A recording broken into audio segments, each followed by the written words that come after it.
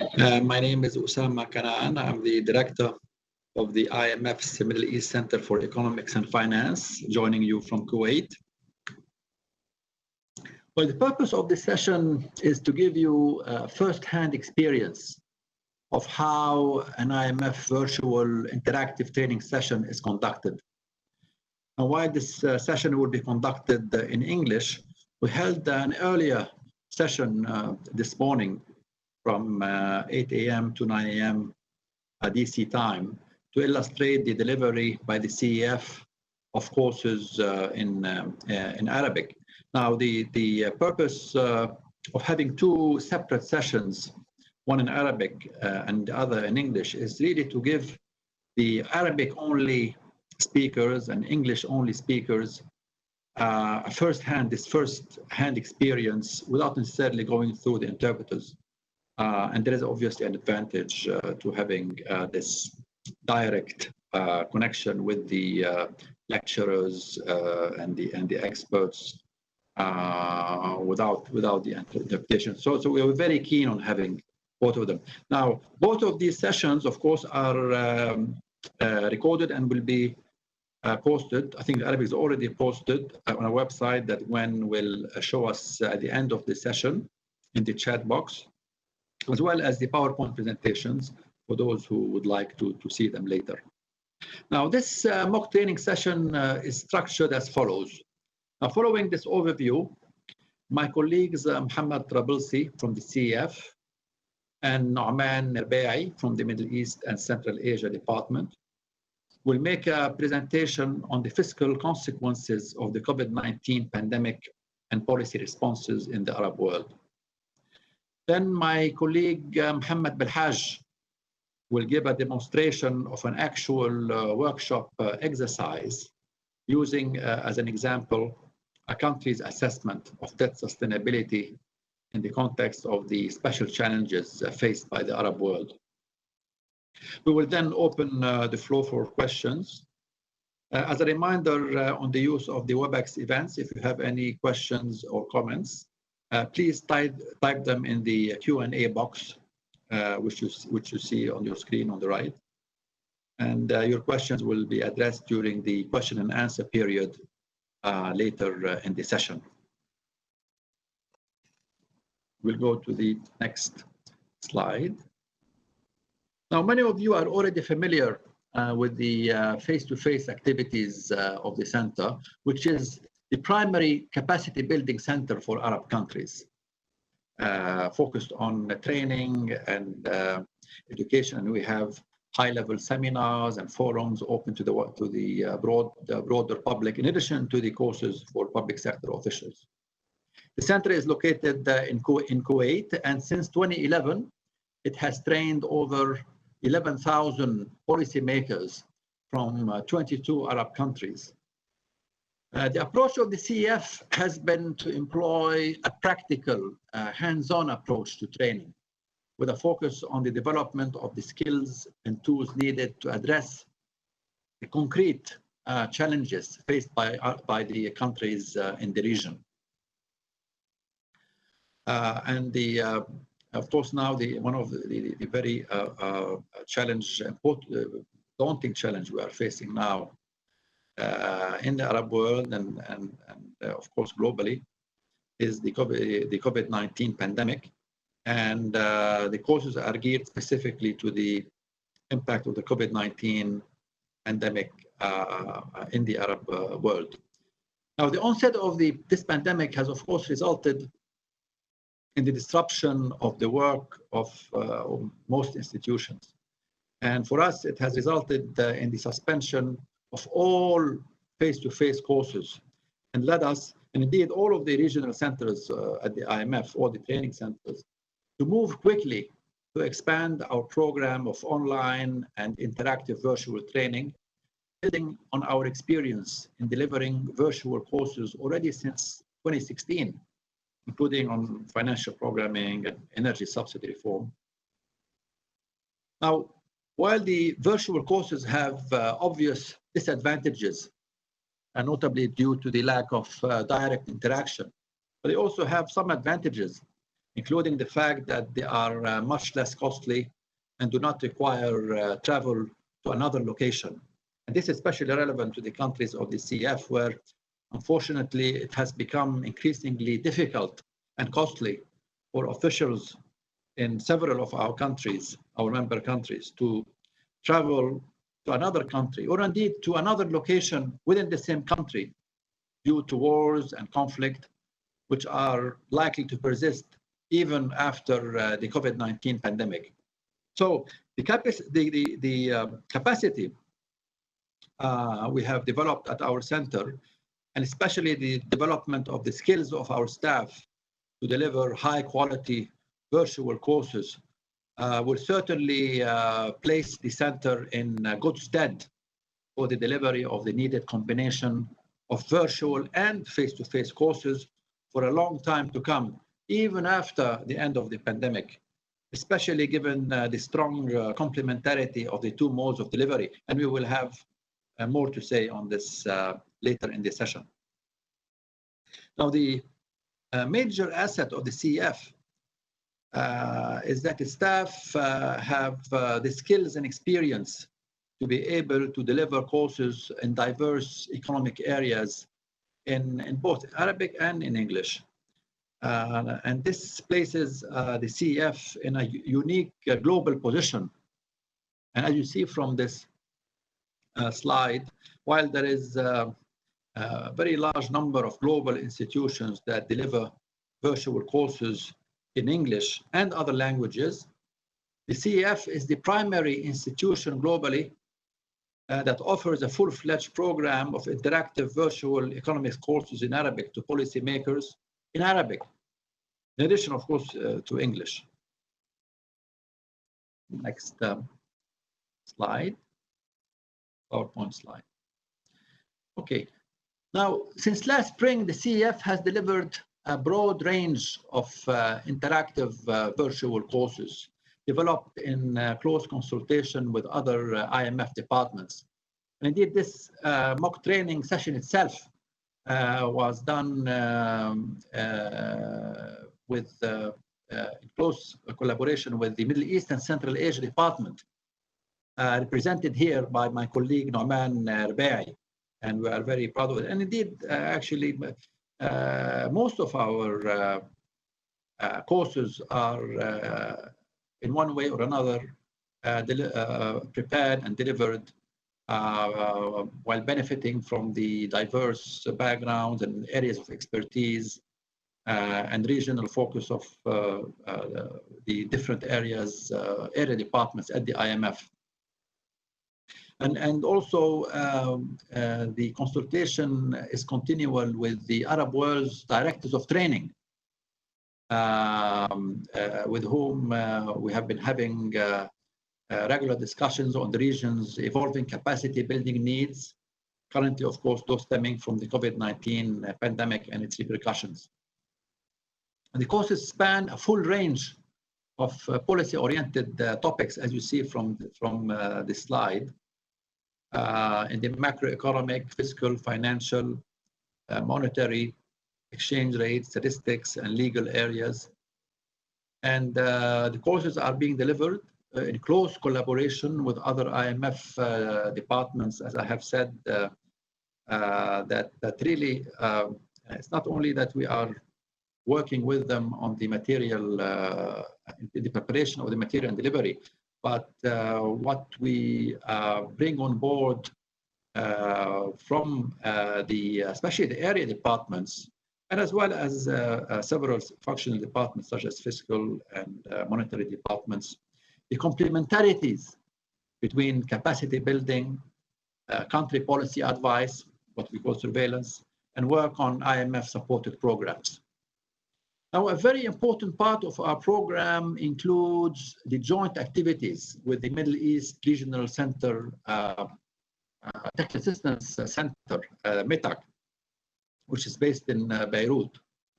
And these courses are in very high demand because they generate really very substantial synergies that combine the benefits of training with those of technical assistance.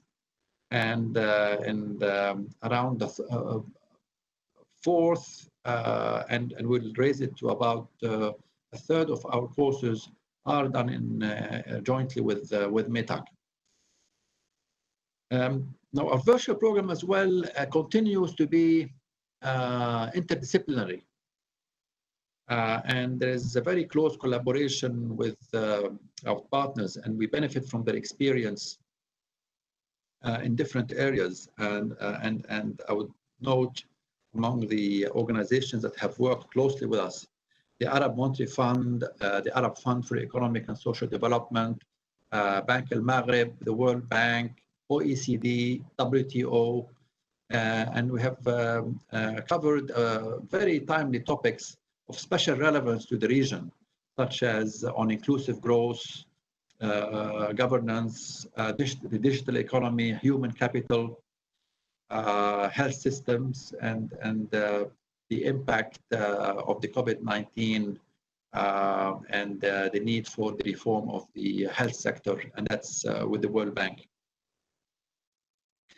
Now, to obtain the full information on our virtual program, I urge you to visit our website at the CEF, www.cef.imf.org, and you will see it on the front page, and it is a very detailed program with the timetable and a description of the courses. Going to the next slide. Now, one of the disadvantages of the virtual compared to face-to-face training, as I mentioned, is the lack of direct human interaction and the fact that participants are subject to more distractions, especially given the routine work demands and other pressures of the COVID-19 pandemic. We have, in our experience since the spring, since we suspended the face-to-face and concentrated on the virtual training, we have derived several lessons from the benefits that actually should bring to the fore the benefits of having a virtual training, but also point out some special steps that need to be taken to make the virtual training even more effective. Now, the first important lesson is that participants are in crisis mode and very much appreciate a practical how to do it approach rather than an exhaustive presentation of theories and schools of thought. Second, it's important to overcome the computer screen wall by keeping participants continually engaged, such as through spot questions, Mentimeters, and we'll see some of that in this session. Office hours, the use of social media platforms, for example, WhatsApp, to foster a sense of camaraderie and an informal exchange of views. It's also important for the virtual course to focus on timely themes of special relevance to current challenges. A few core concepts and techniques need to be selected, such as those related to debt sustainability, and this is a theme that we will pick in this session, as you will see in the workshop later. Based on actual data from countries in the region, taking into account the actual challenges faced by policymakers, such as the impact on the fiscal situation of the dual shock of the COVID-19 pandemic and fall in oil prices. Participants then have the opportunity to apply the analytical methods presented in workshops, including through the presentation of case studies, drawing on their own country experiences. Now, this mock training session cannot, of course, fully reflect the richness of a full-fledged virtual course, given the time constraint we have, and also the fact that we are opening the session to a greater number than we typically have in a course. And indeed, this is why you are using WebEx events instead of WebEx meetings, because of the large number of participants. Usually we use WebEx meetings. WebEx meetings for a small audience, for a small number of participants, up to around 30, allows a much more direct interaction, and so we will do our best. We will try as much as possible to point out during this mock session the core aspects of IMF virtual courses that keep participants as focused, engaged, and satisfied as they are in face-to-face courses, although we won't be able to illustrate all of them due to this the constraints I have mentioned. Pass to the next slide.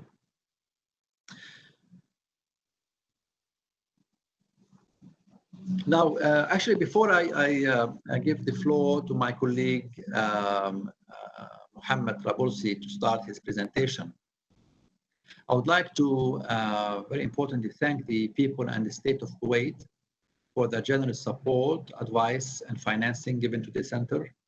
I would also like to thank our colleagues in the Middle East and Central Asia Department, in particular Department Director Jihad Azhour and Zain Zidan for their close collaboration in this session. We're also very grateful for the continual support and advice from our colleagues at the Institute for Capacity Development, our ICD Director, Sharmini Kouri, Andy Berg, Roger Nord, and all the staff of the CEF, with special thanks to Lahsan Ashi, Asal Awad, Prime Mijradat, Sudil George, as well as to Camila Viegas-Lee from the Communications Department, and Gwen Chan Kwai from the Institute for Capacity Development, who provided precious guidance and advice in the preparation and delivery of the present session. And now I give the floor to my colleague Mohammed Rabulsi to start the presentation on the fiscal impact of the COVID-19 pandemic and policy responses in the Arab world. Mohammed, the floor is yours. Go ahead. Thank you. Thank you, Osama. Good morning. I'm Mohammed Rabulsi, Senior Economist of the IMF Middle East Center for Economics and Finance in Kuwait, and I'm glad to be with you in this session. In this first section of this presentation, we will talk about the COVID-19 effects and the fiscal policy as a main tool for recovery. And since we are in a mock training session, I will focus mainly on what we do if we are with participants in a virtual lecture. In other words, the objective of this presentation is to show what should be discussed with participants if we have to give a lecture on this topic.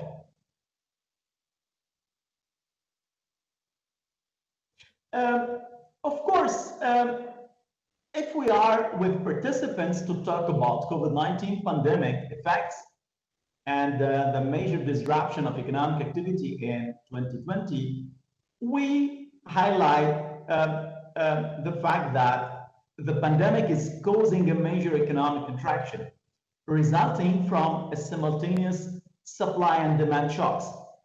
Of course, with participants in a virtual lecture, we insist on this simultaneity aspect and that it is happening for the first time.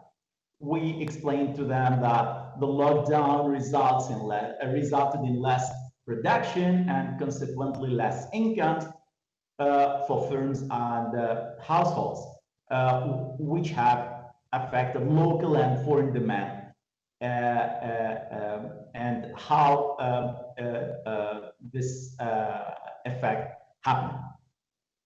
We also developed a discussion with participants to explain how it is a disruption of local and global production and supply chains that is accompanied with a decline in domestic and external demand, while focusing on the decline in consumer confidence due to high uncertainty.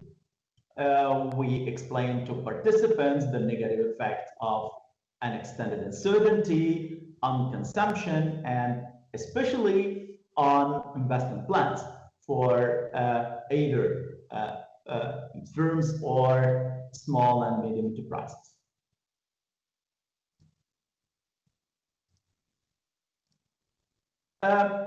Since the first impact of the crisis is on economic growth, it's also good to share with participants the latest up-to-date IMF forecasting of economic growth for our region in 2020 and 2021. And as you see in the slide, we tell participants that we are expecting an economic contraction in the MENA region for 2020 by about 5%, either in GCC countries with 6% or in oil importing countries with only 1.2%. Of course, if we are with participants in a virtual course, we go deeper to explain that this big gap might be accounted for by the effect of the two shocks on oil exporting countries, the COVID-19 pandemic and the sharp drop in oil prices. We also tell them that oil proceeds are still considered in these countries as the main driver of economic activity, despite efforts of diversification. We also explain to participants that oil importing countries are not expected to fully benefit from the decline in energy prices because of the loss in workers' remittances. In addition, we ask participants about the role of remittances in their countries and what they represent in terms of GDP, and especially to what extent these remittances are important either for consumption or investment.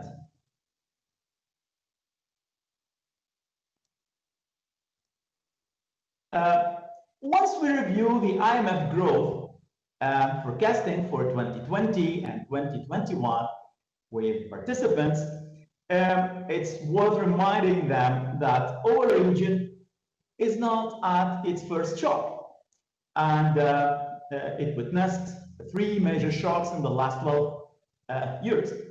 The first one was the global financial crisis in 2008. The second one was the sharp fall in oil prices in mid-2014. And finally, the simultaneous shock of COVID-19 pandemic and the sharp drop in oil prices. Of course, in the virtual lecture with participants, it's good to insist on the fact that the slowdown in economic activity affected all countries of the region, and especially those with large informal sectors.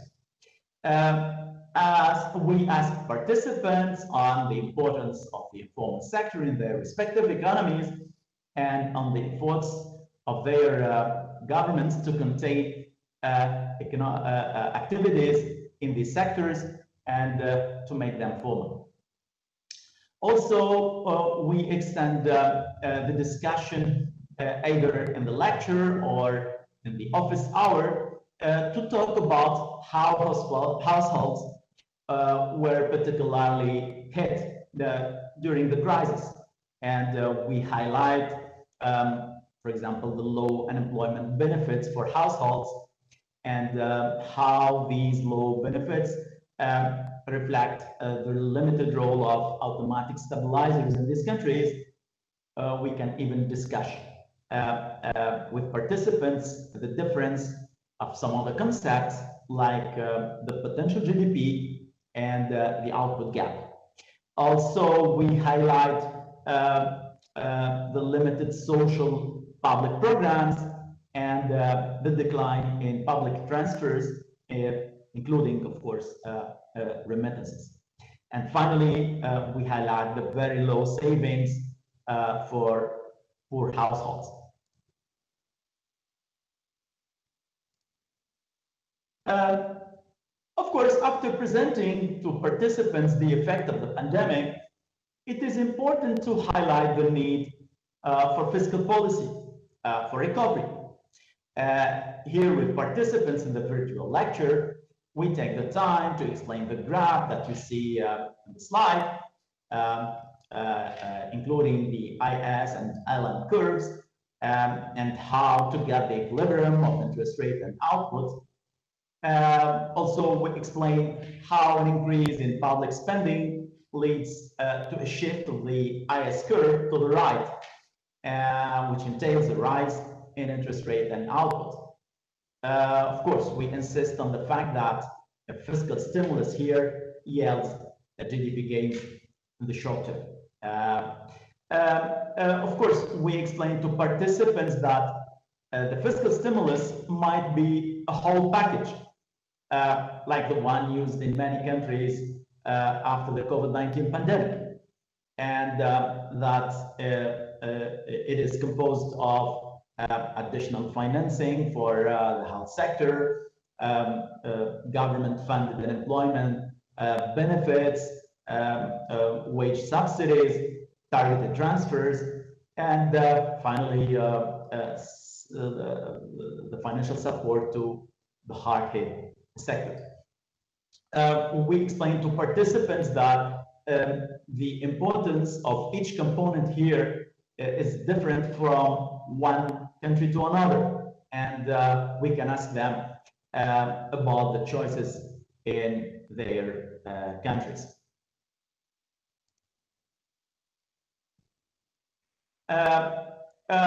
Of course, we explained to participants the role of the IMF in helping countries to implement their fiscal measures, and how the IMF extended its lending capacity to $1 trillion in March 2020 to meet the financing requests of member countries. And if we move forward, and if we are with participants in the virtual course, we discuss with them how countries funded their fiscal measures. Of course, we explain to them that in advanced and some emerging market economies, the fiscal response to the crisis was mainly through loans, capital injection, and guarantees because of the central bank purchases of government debt, which is covered by below-the-line measures. However, we inform participants that in many highly indebted emerging market and low-income economies, governments have had limited space to increase borrowing, which had hampered their ability to scale up support to those most affected by the crisis.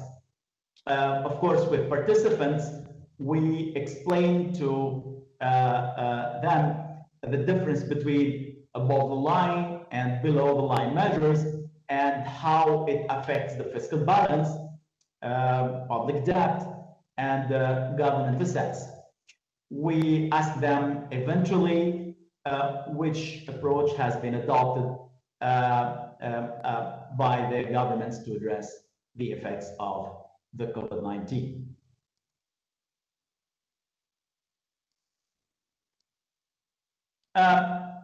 Looking ahead, and after controlling the pandemic, we tell participants that countries has to do a lot of things.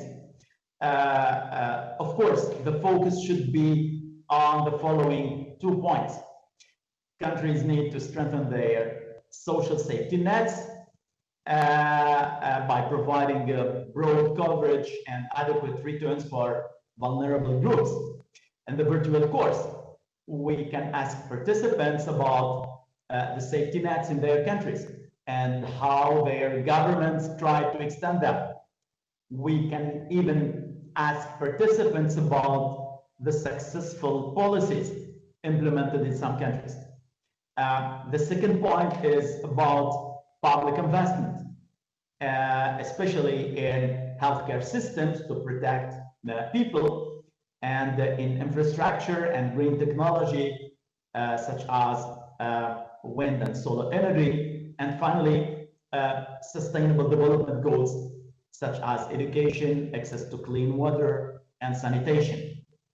Of course, we explain to participants how governments, while considering these strategic choices, they need also to address the heavy legacies of the crisis, including the large fiscal deficits and high public debt levels, according to the available fiscal space, of course, and to the will to reprioritize public investment. We also explained the concepts of fiscal space while taking some examples from the countries of the region.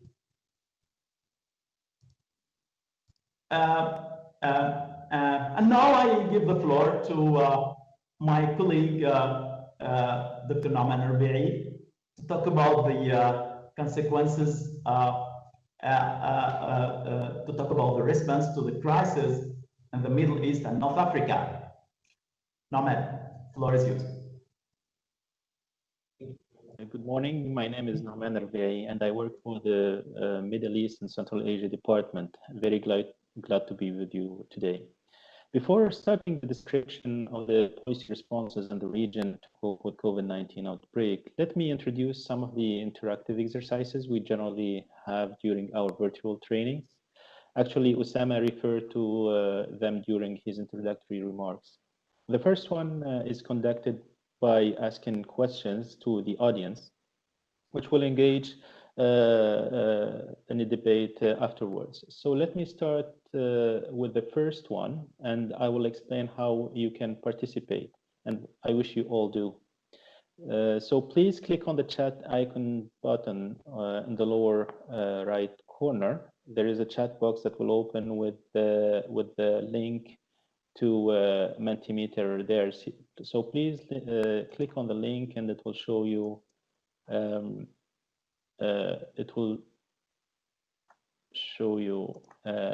this page where you have the first question, and I can see that several people have started already answering the question. So the question is about your views on the most important measures that government should take to temper the impact of the COVID-19 pandemic. So I'll give you a couple of seconds to continue answering, and it shows live how the responses are evolving. Again, thanks a lot for participating. And yeah, as expected, most of you have selected the intervention through health measures, although some others are choosing intervention through wage subsidies and transfers to households. And I will show you later the data collected by the IMF. Actually, we have responses from member countries, and we have the percentages of countries intervening on these different aspects. So thank you very much. I will move to the next question as another example also of the type of interaction we have with participants during courses. And this one is related to the channels through which the dual shock on COVID-19 is affecting your country, particularly growth. And you have 4 options again: reduction in exports, contraction in domestic demand, reduction of remittances from oil exporting countries, or no significant effect of the dual shock on your corresponding country. Again, I'll give you a couple of more seconds. Yeah, I can see here that the responses are relatively stabilizing, and then most of you have selected the contraction on demand, which is quite intuitive, I guess. Very good. Okay. Well, normally in regular virtual training courses, we would have further discussions with the participants on these aspects, and then we take country cases and give opportunities to participants to explain more on the experience of their countries following the questions. So again, thank you very much for answering. Now, let me get back to the presentation. It is very common to start the discussions of the economic issues in the region in our courses by looking at the evolution of oil market, given the importance to the region. According to the International Energy Agency, global oil demand fell by from 100 million barrels per day during the last quarter of 2019 to around 83 million barrels per day in the second quarter this year. And then you can see in the graph at the right-hand side a decline of oil prices during that period. In the MENA region, the impact was particularly important for exporting countries, obviously, but it has also affected other countries as well, relying to remittances, tourism, and FDI. Now, as I discussed earlier, and this relates to the first question we asked you about the policies adopted by fiscal authorities. And of course, the recent COVID-19 pandemic has significantly magnified the pre-existing challenges and exposed vulnerability both in health infrastructure as well as social safety nets in the region. And the graph shows that the highest percentage of countries in the MENA region implemented health measures, mostly for oil importing countries, given the pre-existing lower level in health infrastructure. Then the most adopted measures concern tax reduction, tax deferral, transfers, and spending to compensate those who lost their jobs. The material of this slide would generally trigger the interest of participants, and it is an opportunity to discuss about country experiences and what they would consider as the most effective measures. This slide represents the size of measures in terms of spending and spending or loss of revenues in terms of percentage of GDP. And we can notice that a sizable and aggressive economic policy response is already underway in several MENA countries, notably in countries with sufficient initial fiscal space, as it provides more latitude for countries to counter the crisis. Of course, the longer this crisis persists, the greater will be the fiscal demands on governments. The graph also shows the magnitude of fiscal measures, which is an average lower than the one observed on the global economy, as well as the one observed in emerging markets and developing economies.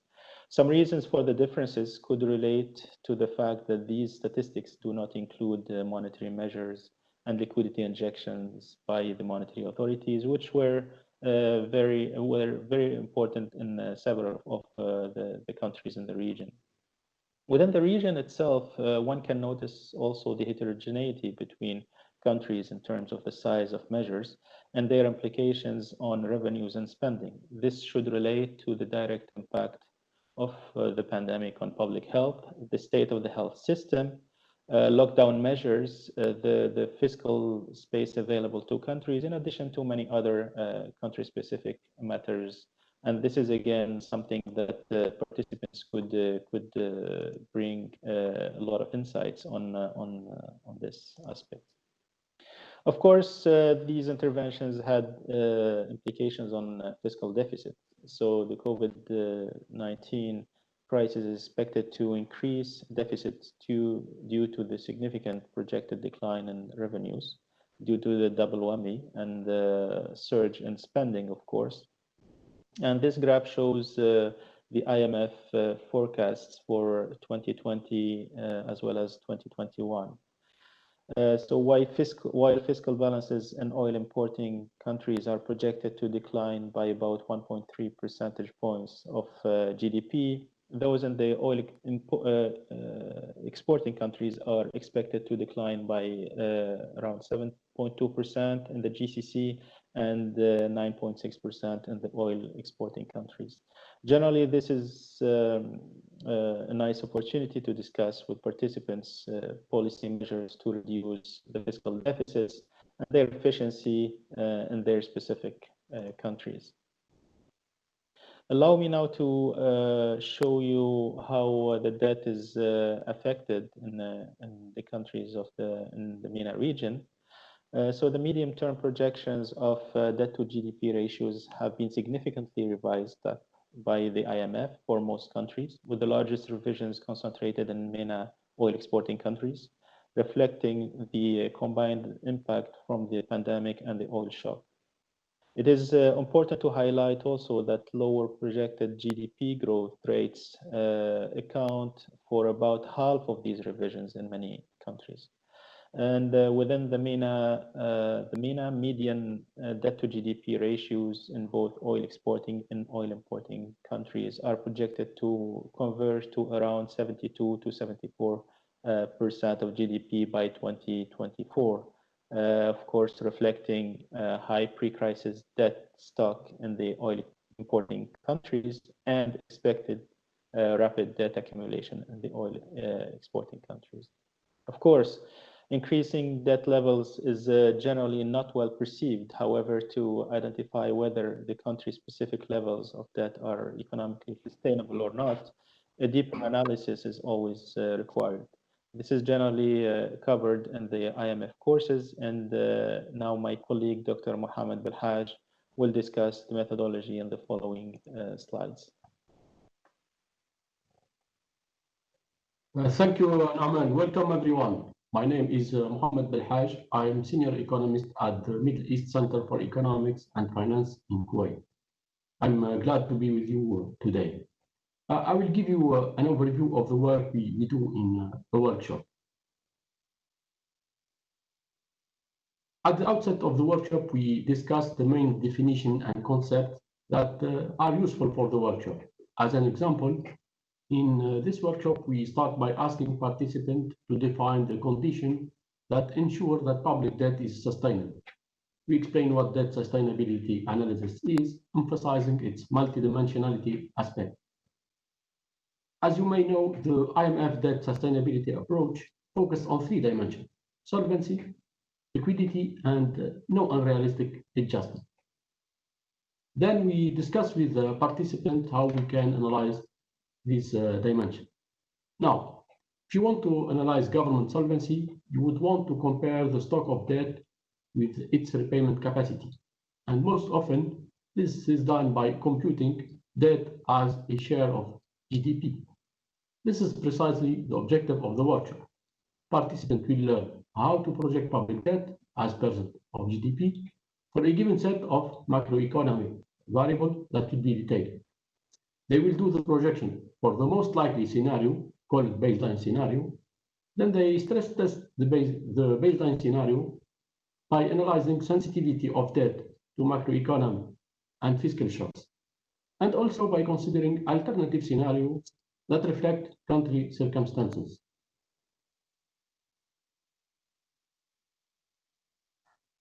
Let me show you our training approach in a typical workshop using an illustration, the theme of debt sustainability. The first step is to train participants on the Excel tool developed by the Institute of Capacity Development to analyze debt dynamics. First, we ask participants to populate the Excel file with the historical data of a country from the region. The set of variables includes debt to GDP, primary balance, growth, inflation, exchange rate, interest rate, the share of foreign debt, and uncalled guarantees, as you can see from the slides. We also populate the file with forecasted variable except debt. This gives us an opportunity to discuss with participants the most likely scenario. Here, for example, we discuss the assumption underlying the base scenario. What is the impact of COVID-19 on growth on 2020? And as you can see, we have -4% growth. We also ask them to answer some question like why we expect an improvement of the fiscal balances. And what does this require as spending and revenue measures? Why are interest rates increasing? What are the sources of financing? what is the optimal financing mix. And as you can see, the government guarantee will represent 7% in 2020. So we asked them, why do we include guarantees in that projection? Does the baseline seem consistent? This kind of discussion is very appreciated by participants. Now, let me say that the change in debt is a function of all other variables, and this function is implemented in Excel, so the tool will do the projection for us.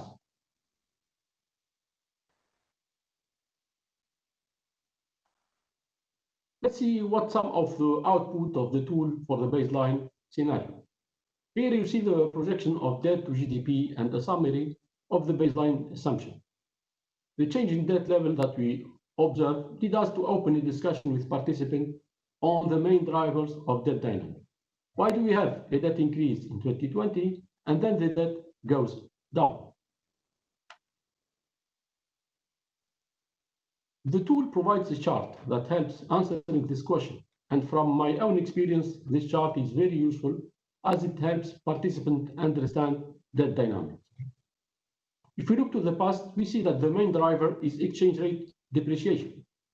For 2020, the sharp increase in debt is due to guarantees, fiscal deficit, and negative growth. This is precisely the main channels through which COVID-19 impacts debt for this country under the baseline scenario. For 2021, debt will start decreasing, and we assume economic recovery and fiscal surplus. Now, actually, the country may also witness exchange rate depreciation, leading to a high debt level. Starting from 22, we see that the decrease in debt is mainly due to higher growth and primary fiscal surplus. Once we have finished analyzing the debt dynamics under the baseline scenario, we ask participants, what are the risks to this scenario? And this question introduced the discussion on how we stress test the baseline. First, we do what we call a sensitivity analysis. That is, we introduce shocks to forecasted growth, primary balance, interest rate, and exchange rate, and we analyze the debt dynamics. And here we open a discussion with participants on the size of shocks. Then we remind participants that we have assumed economic recovery and also fiscal adjustment starting from 21 under the baseline scenario. A natural question that arises is, what would be the levels of debt under slower recovery and slower fiscal adjustment phase? To answer this question, we encourage participants to examine risks and vulnerability of the country economy and to explore alternative scenarios that reflect them. And as you can see, here we designed an alternative scenario where we have lower growth for 2021 and fiscal surpluses are lower than what we assumed initially. And we observed that this would lead to a 10% more debt in 2025. We also discussed with participants the impact of COVID-19 on debt levels by comparing the baseline to pre-COVID forecasts, where we have positive GDP growth in 2020. And we see that debt levels are 7% higher than the pre-COVID levels in 2025. So once participants had mastered the Excel tool, we asked them to work on a group project. We asked them to populate the tool with their country data, to project debt, and to analyze risks to their projections. We also discussed with them how to achieve a debt target and asked them to detail revenue and spending measures that should be taken if needed. We also discussed with them the source of financing and how to manage public debt. The group project is a unique opportunity for participants to exchange their view and are highly appreciated by participants. Now we finished the workshop and we open the floor for the question and answer session.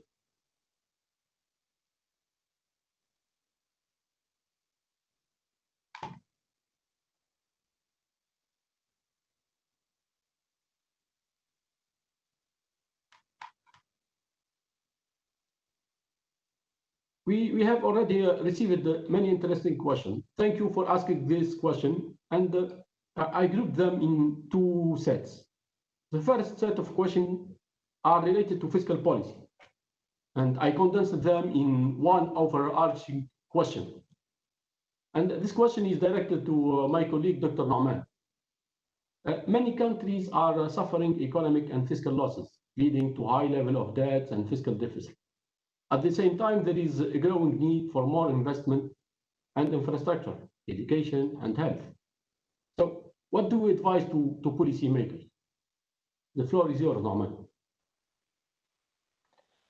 Thank you so much for the question.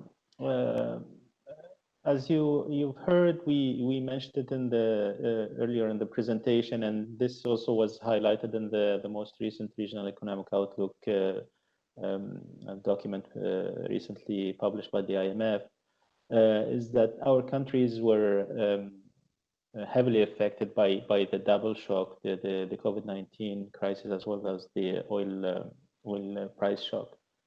So the immediate priority for our countries is to continue to meet the health and economic needs arising from the COVID-19 pandemic.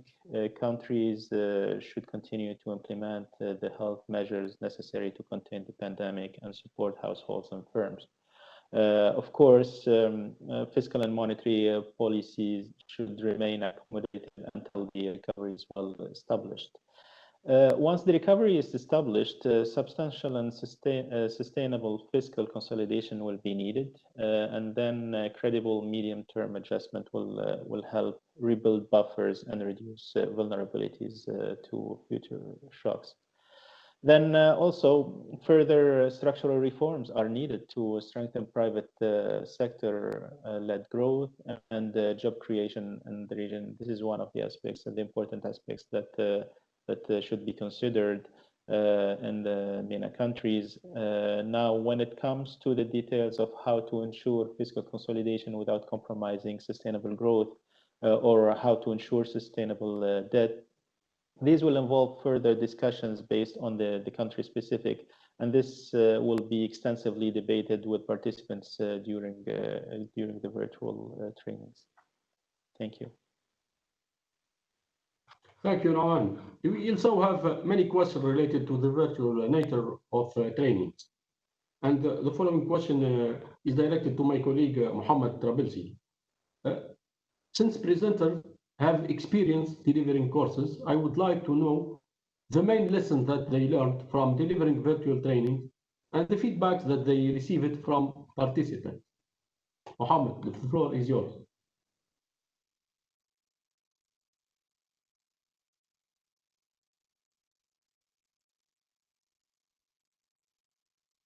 Courses. Many virtual courses.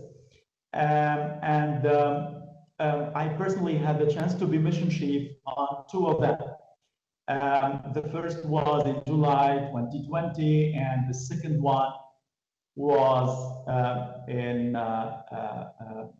last September. Out of these courses, we learned many lessons, including the first one is that the connectivity test prior to the course is very important to address anomalies and ensure participants' familiarity and comfort with virtual interaction. It is also an occasion to build rapport with participants through informal exchange prior to the course. Also, it's very important to engage with participants during lectures every 10 to 15 minutes through Q&A, and especially use the polls with Mentimeter. Also posting pre-recorded videos by counselors to explain key points of the lecture was extremely well received. We also found that the office hours are very effective in helping participants in their homework and presentations, and especially to answer questions related to the lecture and workshop of the day. I have to say that participants attended massively these sessions every day and expressed their high satisfaction after the interaction with the counselors. Also, the creation of a WhatsApp group is very important to encourage camaraderie among participants, lecturers, and technical staff for especially IT issues, which allowed continued interaction even after course completion. Also, sending the recordings of the lecture and workshop to participants every day after each session was extremely well received.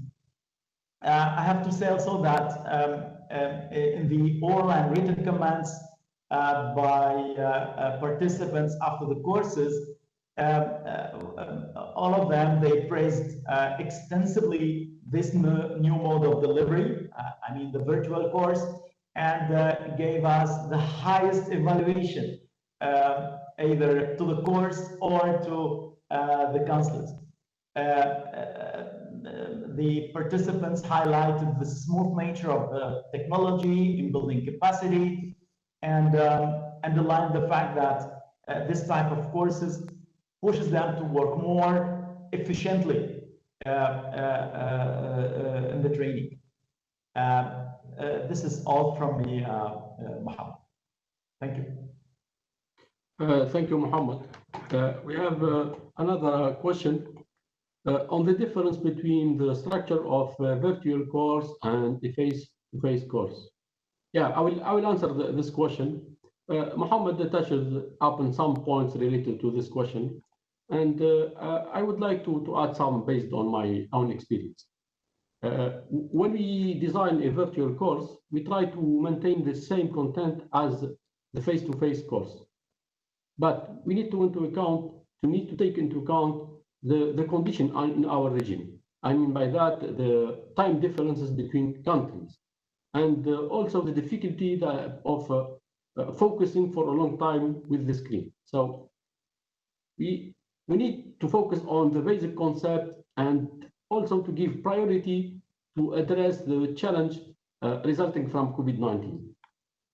In addition, we have some office hours, and these office hours are a good opportunity to discuss with the participants important topics that we didn't cover during the lessons. Now, before we close the session, I give back the floor to the CEF Director, Usama Kanaan. Usama, the floor is yours. Thank you. Thank you, Mohammed. Thank you. I would just like, before we conclude, to actually follow up on the questions regarding the lessons. And my colleague, Mohammed Rabulsi and Mohammed Al-Haj, have pointed out really a very important lessons from the center itself. But I would like also to say that our experience in virtual training has enabled us to develop practices that we would likely apply also for the face-to-face training.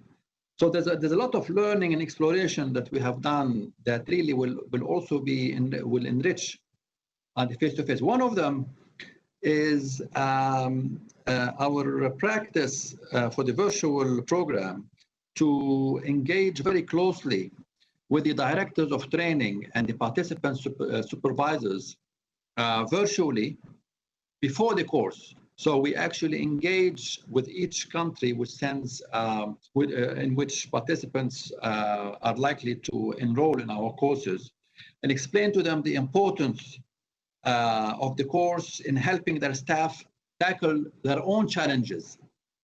And this is very important because for the virtual, because it's important that the participants be given the adequate time and space to focus on the virtual courses, because they are typically done in their own offices, and they have very high work pressure, especially now with the COVID-19 pandemic and its impact.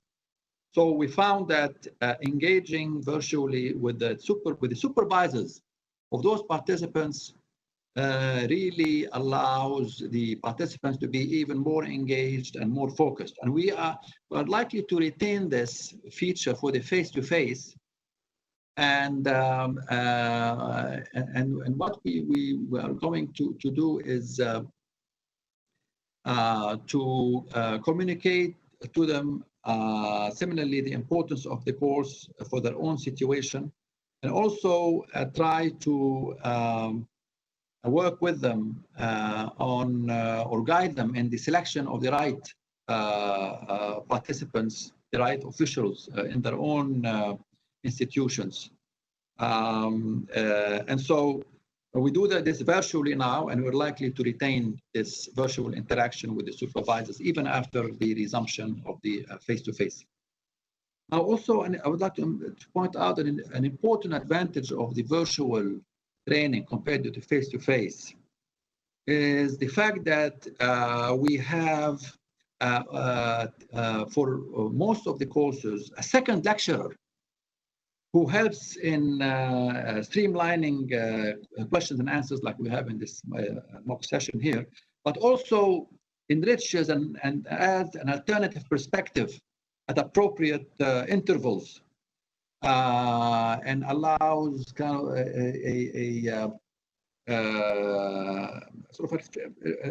some refreshing ideas to come in, but without disrupting the flow of the presentation by the primary lecturer. And so this is something, of course, that is hard to apply in or to have in a face-to-face. But for which we have received very positive feedback from the participants, the fact that you have this primary lecturer and the second support lecturer, and both of them are active, and the second one performing this enriching new perspective role. The other important feature, and Mohammed has pointed this out, is the use of the pre-recorded videos, which we will also likely retain, apply for the face-to-face. And the participants noted that this helps them really grasp and better prepare, grasp the lecture that was delivered, and better prepare for next day's lecture, that they can in the evening replay as many times as they want this pre-recorded video, especially with the exercises, with analytically advanced exercises, to see how they are solved. So they watch the video, and so this feature, we have appreciated its value for the virtual courses, but we're likely to keep it also for the face-to-face courses after resumption. Now, let me conclude. I ask Gwen to put the final slide. Thank you, Gwen. Now, I'm very grateful for, we're all so pleased with the really very important attendance and the very pertinent and insightful questions. Now, unfortunately, due to the time constraint, we have not been able to cover all questions, but please, I urge you to send any follow-up questions or thoughts. The email address that is on the screen here, cfmgmt@imf.org. Also, again, I would like to point out that the recordings and the PowerPoint presentations in both Arabic and English are posted in the on the website address that one will be showing shortly. In the chat box on the right-hand side. And also, we look very much forward to seeing you in our future events. And I would like you to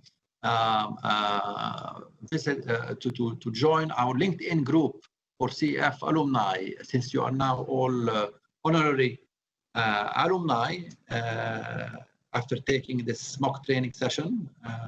You are invited to join the group, LinkedIn group. So thank you very much. Again, we very much look forward to seeing you in our many activities at the center. And goodbye. Thank you. Thank you to my colleagues. Thank you, Gwen. Thank you, Camila. Thanks to all. Bye-bye.